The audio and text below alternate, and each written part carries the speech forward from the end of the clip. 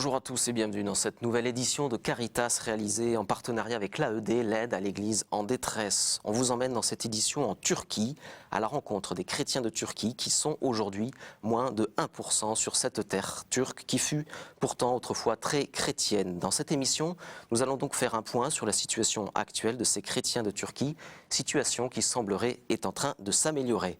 Nous allons également aller à la rencontre de ces chrétiens irakiens qui sont aujourd'hui en exil en Turquie. Ils quittent un Irak qui est trop dangereux pour leur famille et trouvent refuge notamment auprès de Monseigneur Yakan, un prêtre qui est aidé dans sa mission par l'AED, l'aide à l'Église en détresse, qui est le partenaire de cette édition de Caritas, émission pour laquelle j'ai la joie et l'honneur d'accueillir et de vous présenter nos trois invités. On commence avec vous, Marc Fromager, bonjour. Bonjour. Et donc vous êtes le directeur de l'AED, l'aide à l'Église en détresse. Nous parlerons avec vous de l'AED évidemment, mais aussi de cette situation des chrétiens en Turquie et de cette situation de ces chrétiens irakiens qui sont en ce moment exilés en Turquie. Naman Adloun, bonjour. Bonjour. Vous êtes le président de l'Association des Assyro-Chaldéens de France. Et Joseph Ali-Choran, bonjour. Bonjour. Vous êtes journaliste et historien, vous êtes né en Irak et vous avez notamment pas mal travaillé sur les chrétiens de Mésopotamie. Vous avez publié un livre aux éditions du Cerf qui s'intitule « Les chrétiens aux bêtes ». C'est le récit d'un prêtre dominicain déporté par les Turcs en 1914. Nous en parlerons certainement au cours de cette émission. Alors, on va parler de la Turquie, d'aujourd'hui, la Turquie actuelle, ce que fait l'AED. Mais je voudrais tout d'abord vous poser cette question à vous qui êtes historien, Joseph Ali-Choran, sur la Turquie. Il y a un siècle à peu près, les chrétiens en Turquie représentaient environ un quart de la population. Aujourd'hui, ils sont largement moins de 1%. Dites-nous pourquoi on en est là. Qu'est-ce qui s'est passé au cours du XXe siècle ? Alors, vous rappeliez à l'instant, au niveau de l'Empire ottoman, il y avait 4 millions de chrétiens. Aujourd'hui, ils sont moins de 100 000. On dit, les chiffres varient entre 80 et 100 000 chrétiens pour toute la Turquie. Alors si on veut comparer au niveau, à peu près pour avoir un ordre d'idée, c'est l'équivalent, si vous voulez, de la communauté turque qui vit aujourd'hui en région Alsace-Lorraine.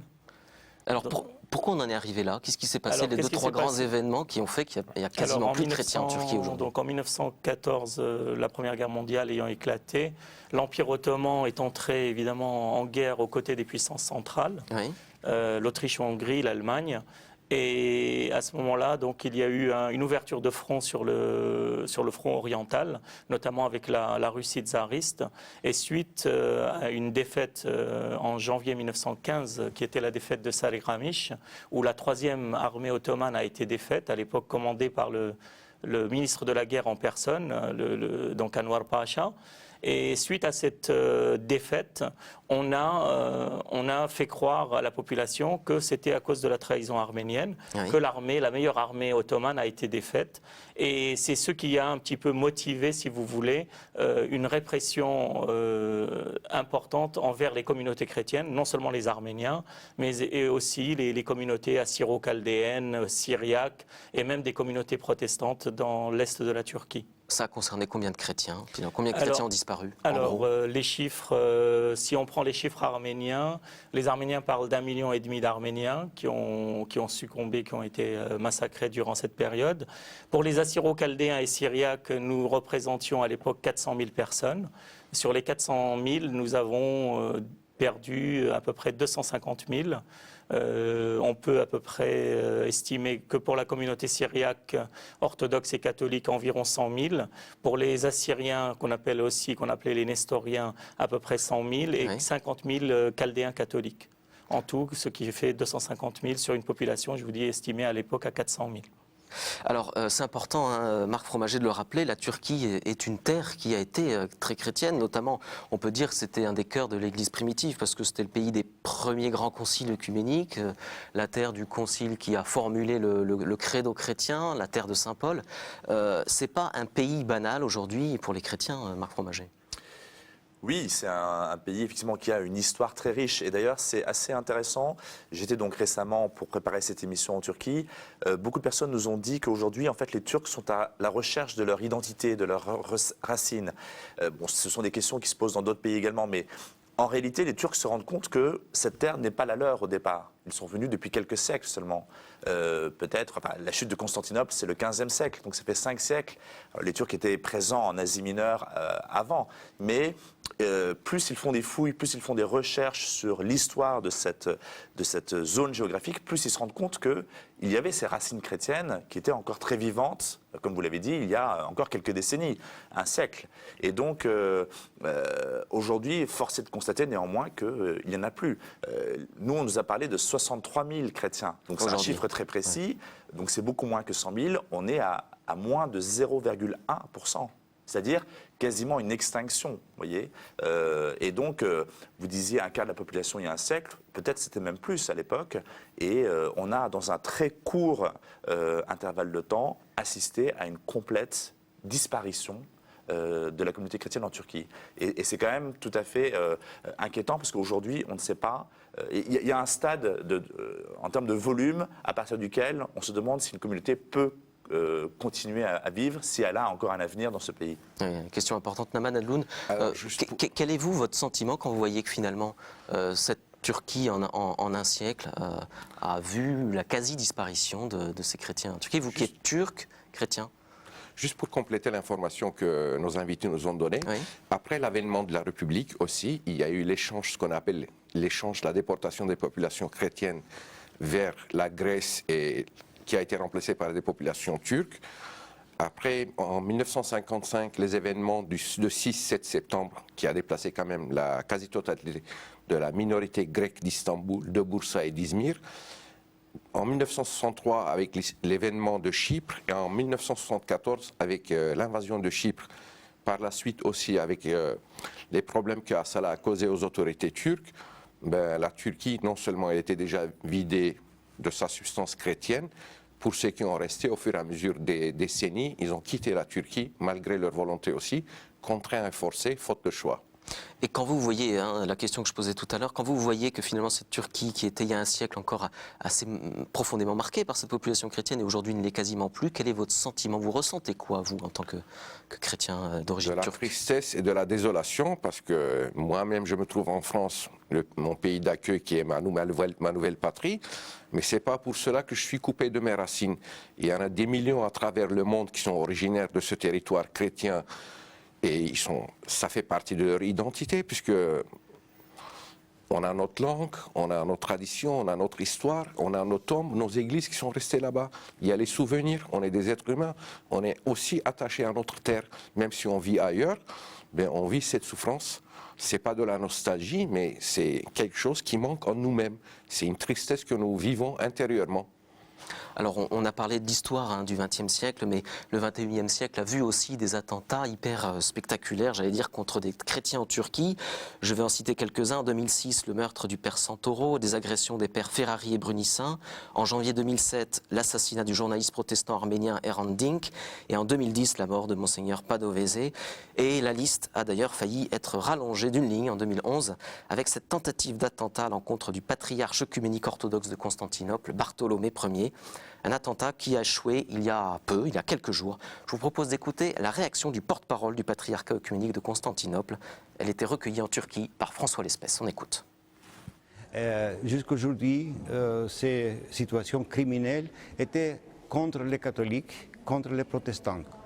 Contre les orthodoxes ou contre les arméniens, il n'y avait pas quelque chose comme ça. Mais on a écrit dans les journaux qu'on a trouvé, on a révélé un plan pour tuer sa sainteté le patriarche. Mais grâce à Dieu, non, c'est pas possible. Mais il faut dire qu'il y a les relations entre les musulmans et les chrétiens orthodoxes sont très amicales, plus amicales qu'avec les catholiques et les protestants.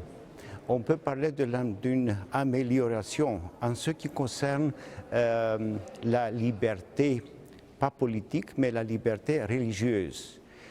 Mais c'est comme ça. Écoutez, aujourd'hui, on peut faire, comme toujours, on peut faire une liturgie dans une église orthodoxe. Nous avons des écoles. Nous avons aussi la possibilité de parler sur notre religion, sur notre croix. Mais nous n'avons pas la possibilité d'avoir une école théologique. L'école théologique est fermée depuis 1971, ça veut dire 40 années. Voilà le porte-parole du patriarcat œcuménique de Constantinople, recueilli en Turquie par François Lespès. Alors, ce porte-parole évoquait, Namad Adloun, cet institut de théologie qui a été fermé depuis 1971 et qui l'est toujours. Pourquoi? Quelle est la politique, et notamment au XXe siècle, de l'État turc en matière de laïcité? Comment vous définiriez cette laïcité très forte de la Turquie au XXe siècle?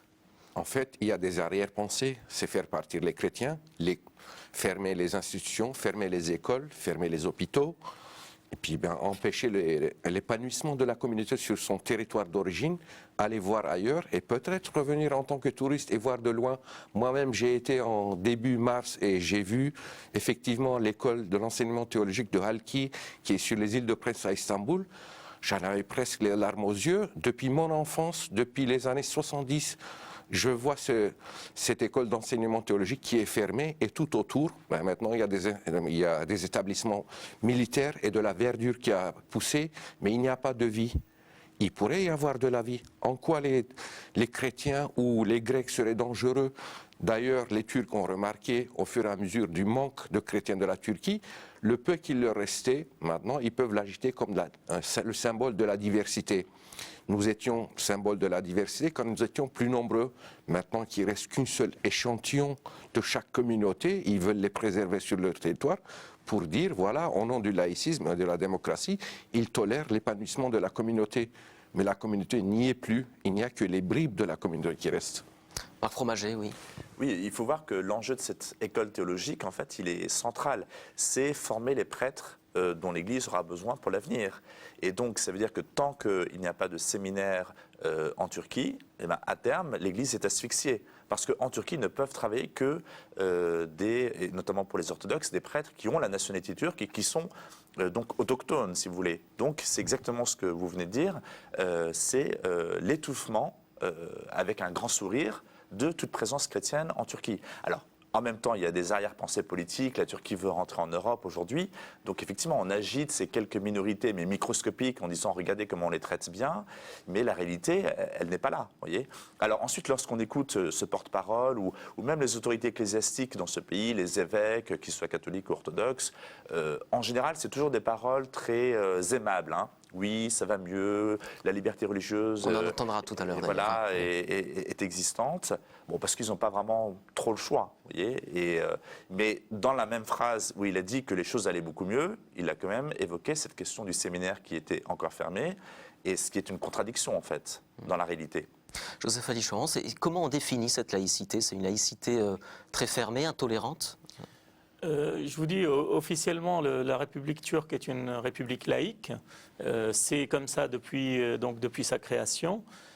Aujourd'hui, et moi je pourrais parler par rapport à nos communautés assyro-chaldéennes de Turquie, même si officiellement l'État est laïque, on voyait par exemple autrefois, lorsque la communauté était importante encore en Turquie, par exemple lors du service militaire, auquel étaient soumis évidemment les chrétiens comme tous les citoyens de nationalité turque, mais on voyait quand même des discriminations, on voyait des brimades qui étaient exercées à l'encontre de chrétiens sous l'uniforme militaire, parce qu'on avait su qu'ils étaient chrétiens. Donc, ces dernières décennies, beaucoup d'Assyro-Chaldéens notamment, les parents préféraient leur donner officiellement au niveau de l'état civil un prénom, si vous voulez, neutre à connotation turque, pour justement éviter qu'ils soient discriminés dans le cadre de l'armée pendant les 2 ans de service national qu'ils accomplissaient à l'époque. Donc ça, c'était régulièrement. Moi, j'ai eu l'occasion de discuter avec des Assyro-Chaldéens de Turquie qui m'ont raconté exactement les brimades auxquelles ils étaient soumis en tant qu'appelés du contingent dans la République turque officiellement laïque. Alors pourtant, on va l'entendre dans le reportage qu'on va voir très bientôt, certains chrétiens estiment qu'en effet, peut-être le 21e siècle peut ouvrir une autre ère pour les chrétiens en Turquie. La situation des chrétiens semble peut-être s'améliorer et depuis peu, avec notamment l'avènement au pouvoir du parti islamo-conservateur. Cela peut paraître peut-être paradoxal, mais c'est en tout cas un constat assez général que font en ce moment les chrétiens de Turquie. Les explications étonnantes avec cette enquête de François Lespès. On regarde. Istanbul, en Turquie. Parmi les trésors historiques de la ville, la basilique Sainte-Sophie, symbole de l'Empire byzantin, est aujourd'hui un musée où se pressent les touristes.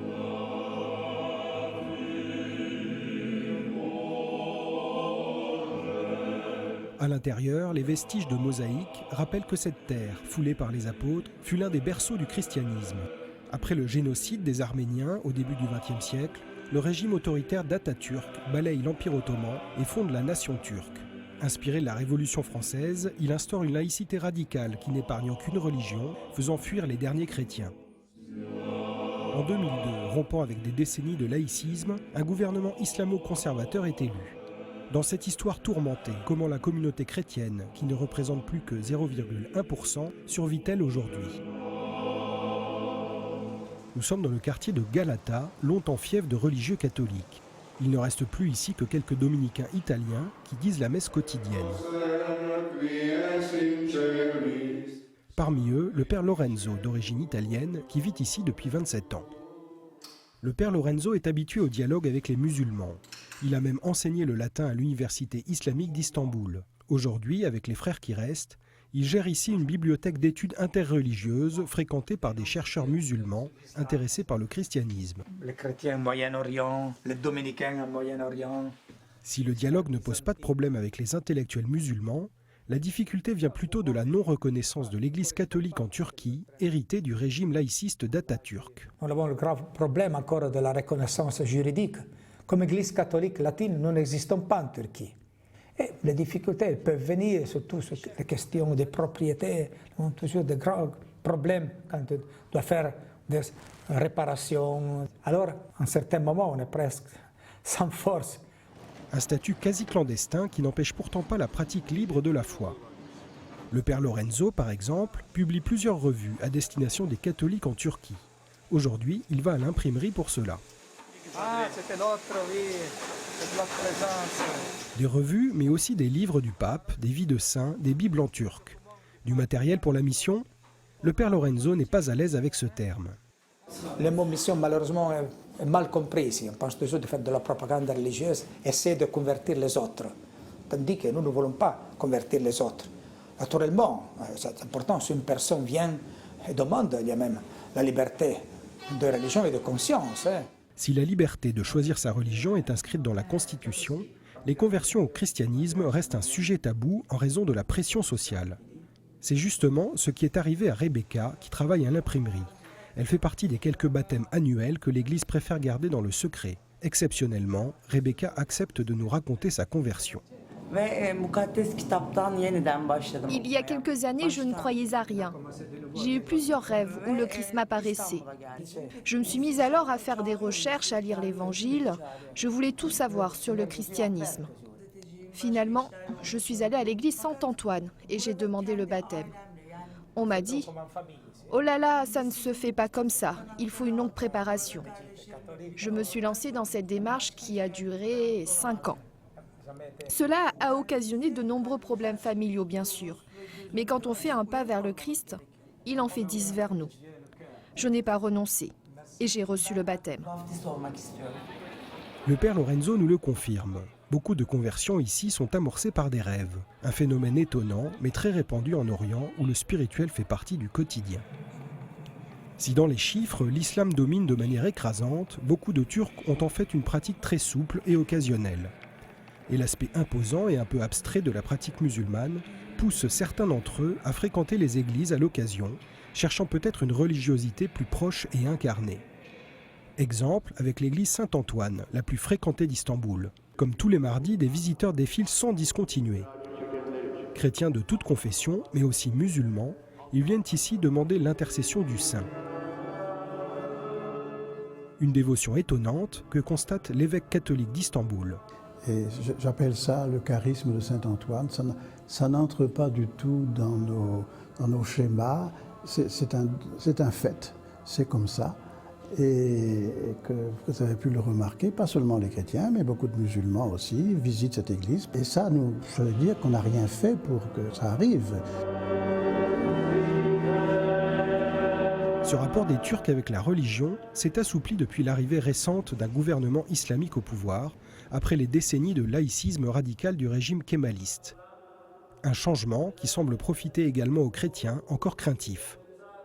Je sais qu'en France, enfin dans le monde en général, on parle toujours d'un gouvernement islamique. Moi, je mets toujours des guillemets quand on dit un gouvernement islamique. Pour moi, je parle de la communauté catholique, nous n'avons pas des retombées négatives pour ce qui nous concerne.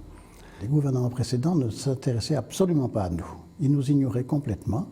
Et dans les municipalités où c'est ce parti qui l'a emporté, la première réaction, ça a été de venir nous visiter, les églises, de dire maintenant c'est nous qui sommes aux affaires, donc voilà, si vous avez des problèmes, n'hésitez pas. Et les autres n'avaient jamais fait cette démarche et ce geste-là. Si dans certaines régions de Turquie, les chrétiens vivent encore sous haute tension, celle-ci semble s'apaiser à Istanbul en pleine modernisation. Bien que musulman conservateur, le régime actuel tente de se rapprocher de l'Europe. Un mouvement qui se heurte à la résistance de milieux nationalistes radicaux et dont les chrétiens font parfois les frais.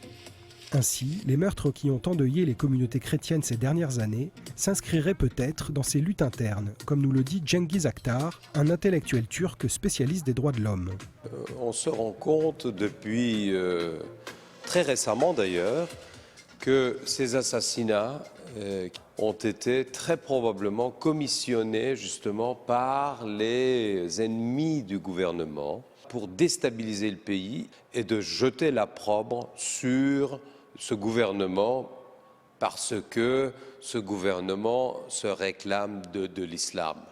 Donc on ne peut absolument pas parler d'un pogrom antichrétien, mais par contre de complot de laïcards contre le gouvernement.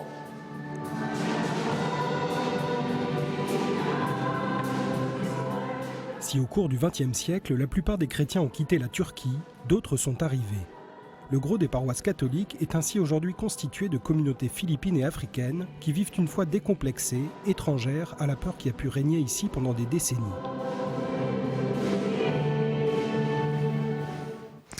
Voilà, Marc Fromager, une réaction après ce reportage?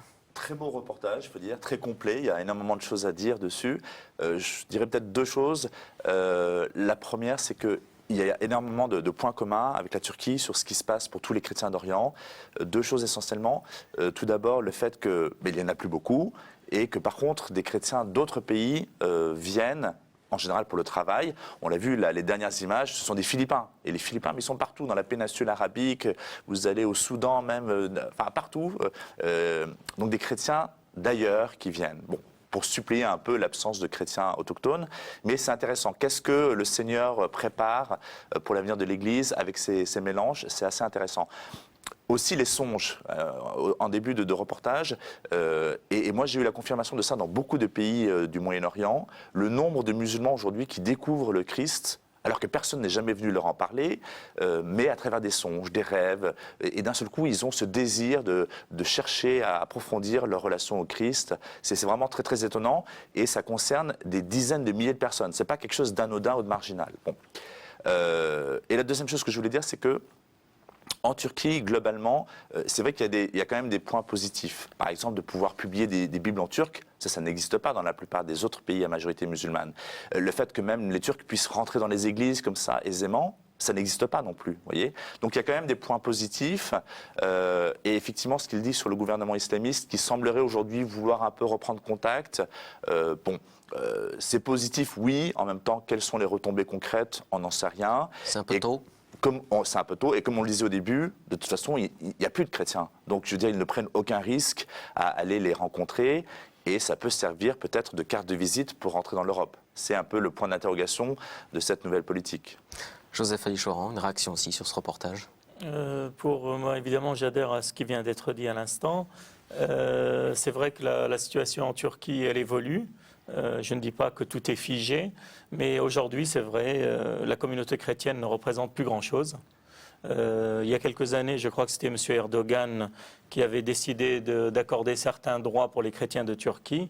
Et moi, la réaction que j'avais eue, c'est de dire, mais écoutez, très bien, mais j'en prends acte, mais pourquoi ne l'avoir pas fait il y a 30 ans, 30, 40 ans, où encore ces communautés étaient présentes dans le pays? Aujourd'hui, vous avez très peu de monde. Par exemple, pour revenir à la communauté assyro-chaldéenne, il y a quelques familles qui restent encore aujourd'hui à Istanbul, qui sont, si vous voulez, de souche habitantes de Turquie d'autrefois.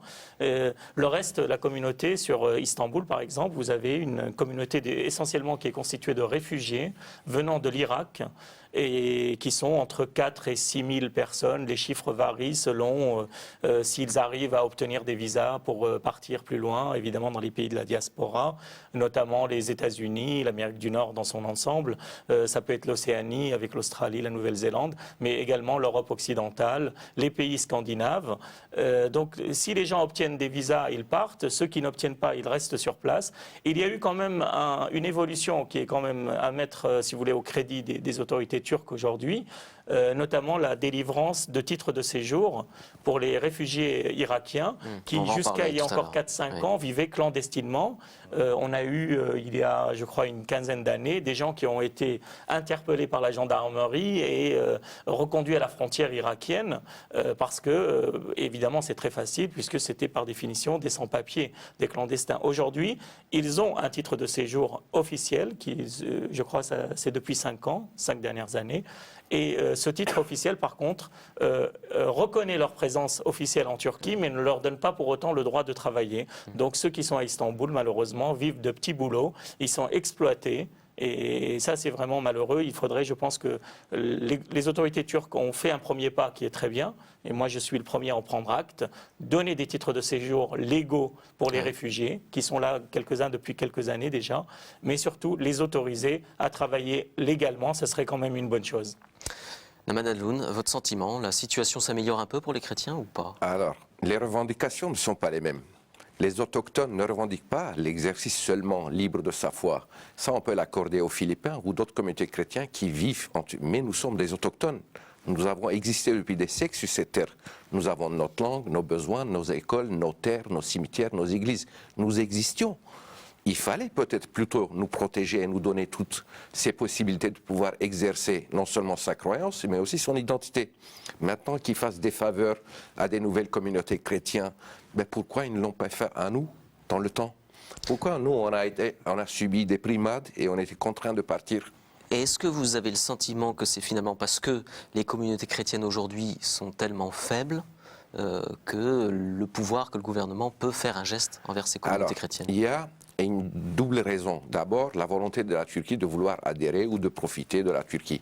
Que la population turque, de l'Europe, pardon, que la population turque, y compris les chrétiennes, bénéficient des nouvelles normes démocratiques et sociales, je suis très content et satisfait.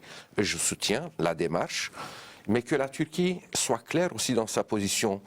Il ne suffit pas de créer des textes pour protéger les droits des chrétiens, des minorités ou des autres minorités qui ne soient pas chrétiens non plus, mais il faut, dans l'exercice de ces droits-là, la Turquie soit transparente et protectrice de ces droits, qu'elle protège les droits des citoyens, les droits à l'identité, les droits à la différence culturelle, les droits à l'expression et à la pensée libre et à l'exercice de son foi.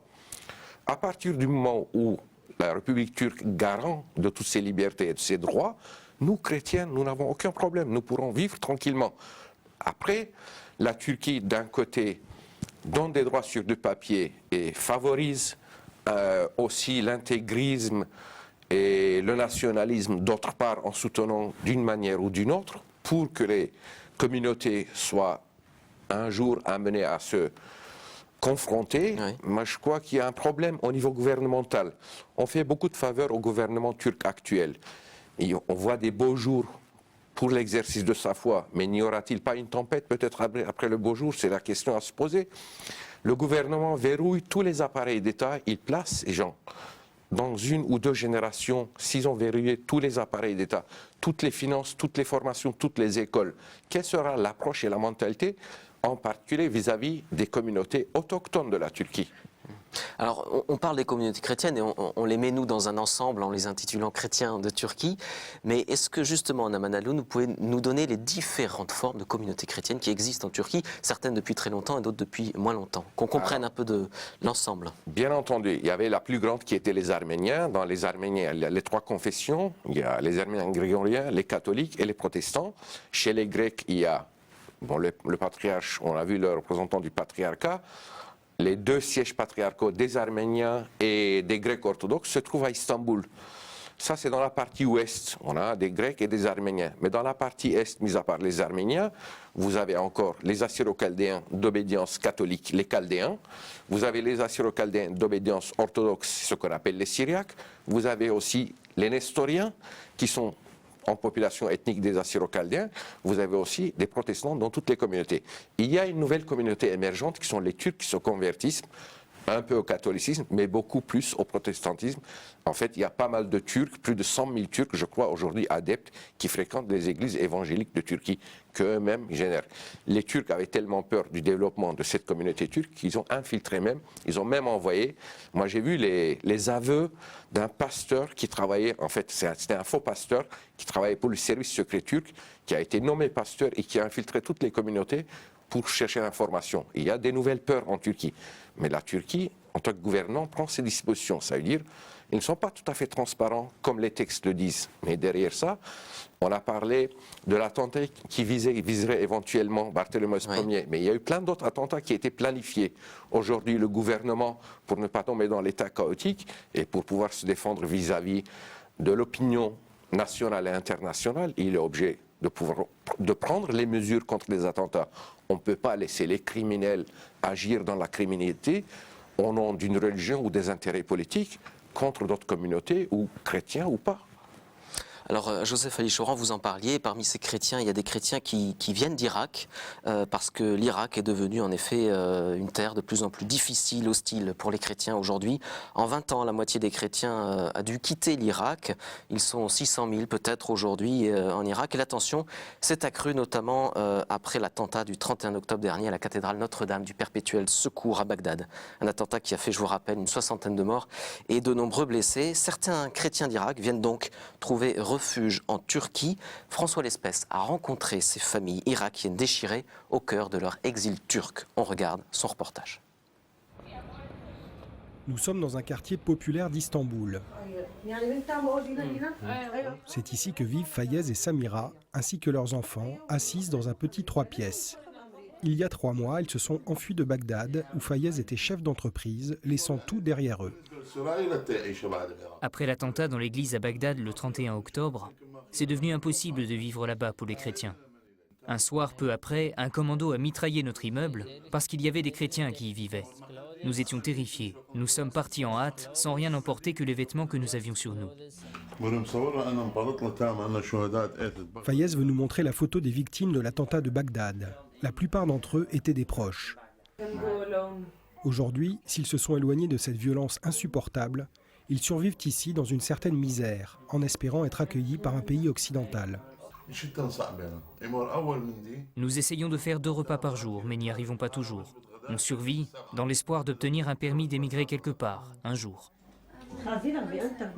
Ils sont ainsi des dizaines de milliers de chrétiens irakiens qui, pour fuir la violence, se réfugient en Turquie. Si les attentats d'octobre à Bagdad en a fortement augmenté le flux, cet exode existe depuis des années, comme nous le précise Sébastien de Courtois, spécialiste des chrétiens d'Irak qui vit à Istanbul. C'est un flux presque tendu depuis 2003.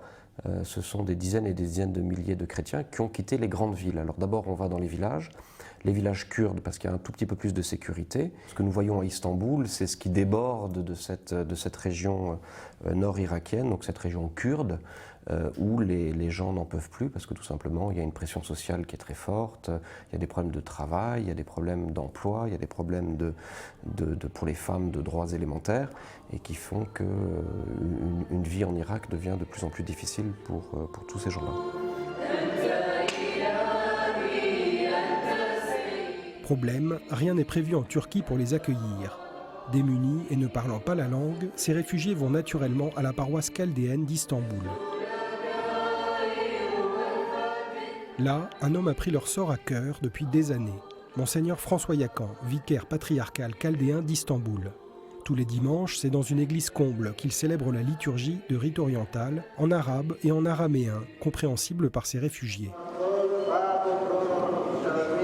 Leur seul refuge, c'est la paroisse. Et la paroisse, on trouve notre identité. Dans la paroisse, on trouve notre dignité. Dans la paroisse, on trouve la présence de Jésus souffrant, Jésus réfugié, Marie, Joseph.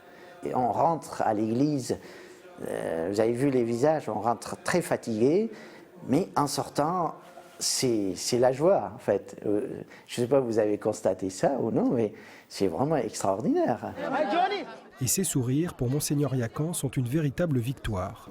C'est très facile de guérir un blessé quand il a reçu une balle, vous savez. Mais quand il s'agit d'un choc psychologique, les femmes, les enfants qui ont vu leur père, leur mari, leurs parents persécutés, tués devant eux, ça nous demande énormément de temps. Alors, moi, je serai du jour pour leur dire, vous êtes en sécurité et nous allons faire tout nos possibles pour vous aider, pour trouver une solution. Parce que sans l'espoir, une personne est morte. Pour les aider, Monseigneur Yakan a fondé une association, la seule qui s'occupe vraiment de ces réfugiés. Vêtements, logements, mais aussi formalités pour obtenir le statut de réfugié et pouvoir émigrer en Occident. Un peu d'humanité dans des procédures administratives souvent absurdes. Exemple avec cette famille. Ils ont fait une demande officielle aux États-Unis. Les États-Unis ont accepté, étudié leur dossier et il a admis leur dossier. Ils ont passé tous les obstacles et à la fin, ils ont accepté que les enfants et les parents, ils ont laissé ici, à Istanbul. Qu'est-ce que je vais faire de ces parents? Un qui est malade, d'ailleurs, le père, il est là. Il est aussi malade. Alors, qu'est-ce que je vais faire? Quand on choisit des personnes, c'est catastrophe. Et du coup, on divise les familles aussi. On divise les familles. On reprend les enfants et on laisse les parents. Or, dans la mentalité orientale chrétienne, c'est impossible. Qu'est-ce qu'il nous reste? Il nous reste les personnes âgées, les personnes veuves, les orphelins, etc. Alors pour nous, c'est très lourd. Chaque année, c'est une moyenne de 5000 réfugiés qui arrivent ici à Istanbul. Une situation critique, gérée au jour le jour par Monseigneur Yakan et son association, qui se sentent souvent bien seuls. Chaque fois qu'on voit des réfugiés, mais qu'est-ce qu'ils font les Européens pour nous? Ils font rien. Je dis si, ils font beaucoup de choses. Ils prient quotidiennement pour nous. Et c'est la seule force que nous avons. Une force spirituelle qui doit aussi s'incarner dans une aide plus concrète des chrétiens d'Occident, afin que ces réfugiés et leur antique culture chrétienne puissent survivre. Marc Fromager, l'AED, l'aide à l'Église en détresse, a décidé de soutenir l'œuvre de Monseigneur Yakan qu'on a vu dans ce reportage. Pour quelles raisons? Qu'est-ce qui a présidé à ce choix de soutenir cette œuvre, cette association? Tout simplement parce que nous nous appelons Aide à l'Église en détresse. Notre priorité, c'est de soutenir les chrétiens qui souffrent dans le monde, et notamment les réfugiés. Et s'il y a une région du monde aujourd'hui où les chrétiens souffrent, c'est bien les chrétiens du Moyen-Orient, et notamment ceux de l'Irak. Vous avez évoqué tout à l'heure le chiffre de 600 000. Beaucoup disent 400 000, et la plupart des observateurs disent que s'il y en a encore 200 000, on a de la chance. Donc bon, on ne va pas faire une polémique autour des chiffres, simplement, il y en a de moins en moins, et tout le monde essaie de partir.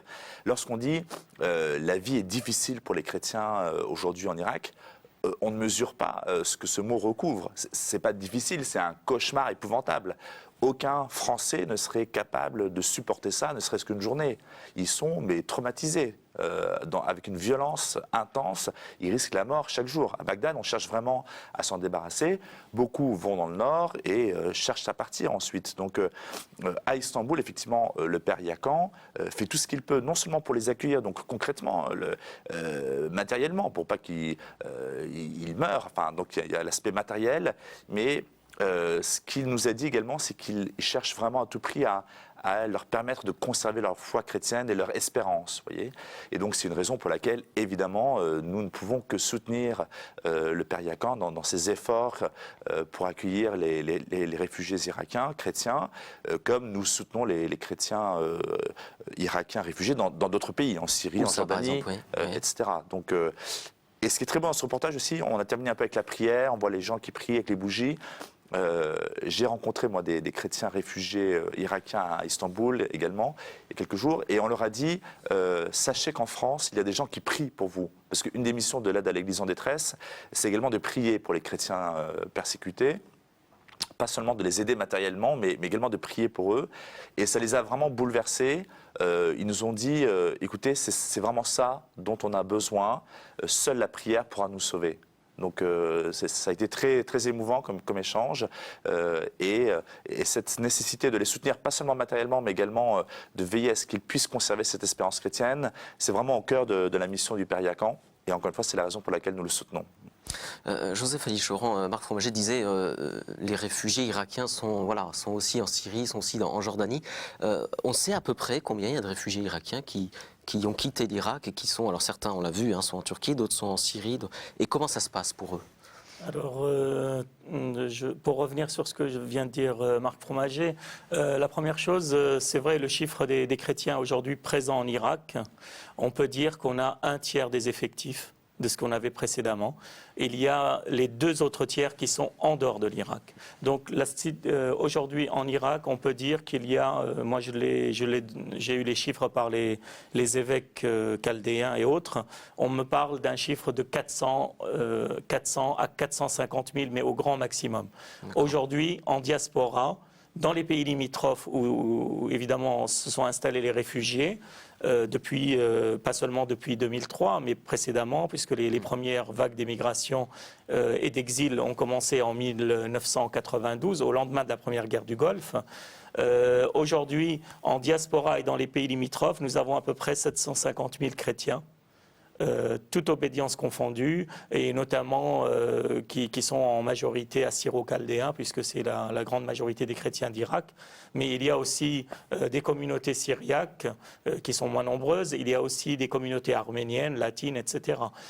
Aujourd'hui, là, nous avons vu évidemment un reportage sur la situation des réfugiés à Istanbul, mais il faut dire aussi que ça représente très peu de choses, les réfugiés chrétiens à Istanbul, alors que les réfugiés irakiens chrétiens, que ce soit en Syrie, en Jordanie ou ailleurs, ils sont très nombreux, et notamment en Syrie, où l'évêque chaldéen, Monseigneur Antoine Odo, que je connais très bien, qui est jésuite lui-même, et qui fait vraiment son maximum. Et là, moi, évidemment, on a parlé du rôle de l'aide à l'Église en détresse. Je rends hommage non seulement à l'aide à l'Église en détresse, mais à toutes les organisations caritatives chrétiennes. Parce qu'il n'y a pas seulement l'aide à l'Église en détresse qui aide ces chrétiens, il y a évidemment l'œuvre d'Orient d'un côté, il y a le Secours catholique, il y a également des organisations caritatives protestantes, notamment des pays scandinaves, notamment la Suède, l'Allemagne. Vous avez beaucoup de pays, donc il y a une solidarité chrétienne. Et ça, c'est important pour les chrétiens qui sont sur place. Pour nous, c'est très important. Moi, je suis catholique, mais pour moi, sentir si vous voulez, l'aide et vraiment la solidarité de chrétiens des pays occidentaux, pour moi, c'est primordial. Et je sais que les gens qui sont en Syrie vivent dans une misère noire. Moi, je sais que l'évêque, Monseigneur Odo, fait de son maximum, aidé par ces organisations chrétiennes. Il essaye de faire son maximum, mais il y a tellement de besoins qu'on ne peut pas, évidemment, satisfaire tous ces besoins-là. Aujourd'hui, en Syrie, on parle de 40 à 60 000 réfugiés irakiens chrétiens, sans compter, évidemment, les réfugiés musulmans. Vous voyez, et c'est la même chose en Jordanie, notamment sur Amman. Et aujourd'hui, et pour revenir au sujet qu'on vient de voir à l'instant, notamment les réfugiés chrétiens d'Irak installés en Turquie, notamment à Istanbul, moi je voudrais quand même faire un parallèle avec l'histoire. Je ne dis pas que tous ces chrétiens sont originaires de Turquie. Beaucoup d'entre eux sont de souche irakienne. Mais vous savez, moi je peux m'avancer, dire qu'il y a au moins la moitié, voire les 3/4 des réfugiés aujourd'hui à Istanbul, leurs grands-parents ou arrière-grands-parents avaient fui la Turquie en 1915-1916. Aujourd'hui, c'est un paradoxe d'un pays qui veut rentrer dans l'Europe. Moi, ça me fait toujours, évidemment, quand on pense à ce passé, ça nous fait toujours un pincement au cœur. Vous allez dans le sud-est de l'actuelle Turquie, la région montagneuse qu'on appelle les monts Hakkari. Dans les monts Hakkari, c'était le siège de l'église nestorienne. C'était, si vous voulez, l'habitat des populations qu'on appelle les Assyriens. Aujourd'hui, il n'y a plus aucun Assyrien dans ces régions. Et quand ils viennent, ils rentrent en Turquie, ils ont quand même une appréhension. C'est le pays qui les a chassés en 1915-1916. Pour les derniers, en 1924, quand même sous la République turque. Et quand ils sont obligés, ils sont contraints à l'exil, ils viennent en Turquie. Mais en même temps, ils ont toujours ce passé, cette nostalgie du pays perdu, le sud-est de l'actuelle Turquie, où, malheureusement, et je suis le premier à le déplorer, aucun de ces chrétiens n'ose s'aventurer parce que c'est très dangereux. Et nous avons quand même toute notre histoire, tout notre passé qui survit par quelques monuments qui restent, quelques églises abandonnées. Mais je vous dis franchement, quand je pense à ce passé, ça me fait vraiment mal au cœur. Et je pense à ces réfugiés qui reviennent dans le pays de leurs ancêtres et où ils sont presque mal accueillis, malheureusement. Non, madame, nous sommes mal accueillis, ces chrétiens qui, justement, viennent d'Irak. Avant tout, je voudrais moi aussi rendre hommage aux organisations et associations, entre autres l'aide à l'Église en détresse, Caritas, l'œuvre d'Orient et d'autres que je ne peux pas citer ici. Mais je rends hommage parce que non seulement maintenant ils sont en aide aux chrétiens en Turquie, mais dans mon enfance aussi, sous diverses actions, que ce soit aux gens qui étaient dans des zones reculées rurales, pour leur apporter un peu de confort, un peu de possibilités, pour des jeunes comme moi qui étaient partis en ville pour faire des études aussi, via les institutions et les écoles. Si les villages où les chrétiens, les communautés chrétiennes existaient encore en situation plus nombreuse et dans diverses régions de la Turquie, ils auraient pu apporter encore plus d'aide aux réfugiés irakiens, à un moment donné iraniens, peut-être demain des Syriens, on ne sait pas. La Turquie s'est vidée un petit peu de sa substance chrétienne. On voit qu'il y a un certain regret parce que les chrétiens ne faisaient que du bien à la Turquie. La méfiance n'était jamais justifiée. Historiquement, ils ont fait une erreur grave. Et les États du Golfe, que ce soit l'Irak, la Syrie, l'Iran et tous les autres pays où il y a une communauté chrétienne, en particulier, je pense aux Coptes d'Égypte aussi, font exactement les mêmes erreurs. C'est historique. Ils vident leur pays de la substance chrétienne. C'est une grave erreur pour ces pays-là, jusqu'au point où il ne resterait que le nom de chrétien. Ces pays ont besoin de l'apport chrétien.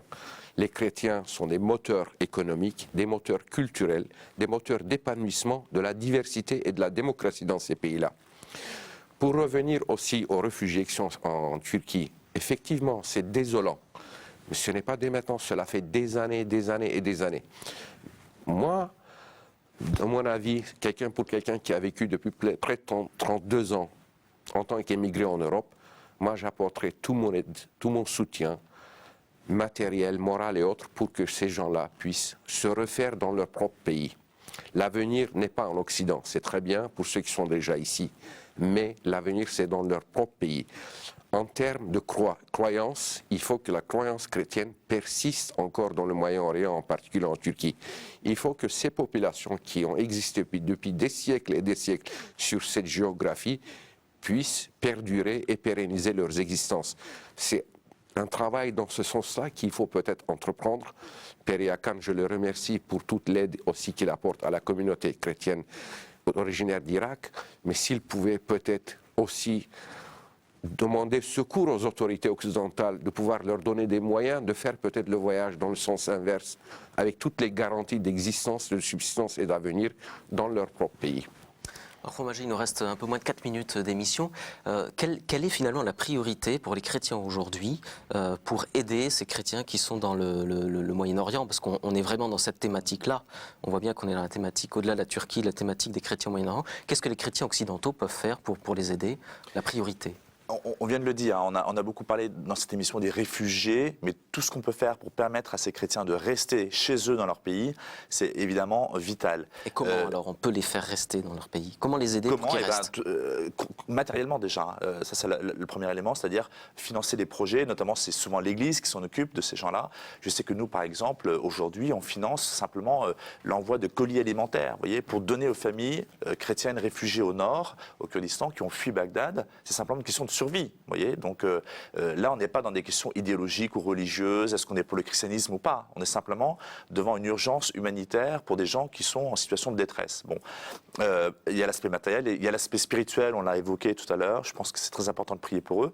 Ensuite, je pense qu'il y a un aspect de militantisme politique, c'est-à-dire qu'on doit sans cesse redemander à nos hommes politiques français notamment, qui ont réagi de temps en temps, notamment après les attentats de Bagdad et Alexandrie, et on les en remercie, mais de vraiment faire pression auprès de ces gouvernements pour qu'ils protègent aujourd'hui leur minorité et leur permettre de vivre. Parce qu'on a beaucoup parlé de l'histoire de ce qui s'est passé en Turquie, mais aujourd'hui, cette même histoire est en train de se dérouler en Égypte, en Syrie, en Irak, et dans 100 ans, peut-être qu'on sera en train de pleurer en disant « Ah, les chrétiens ont disparu », mais c'est en train de se passer aujourd'hui. Alors vous parliez du matériel et en effet c'est peut-être le moment de signaler qu'on peut effectuer des dons à votre association, l'aide à l'Église en détresse, justement à destination de ces chrétiens du Moyen-Orient.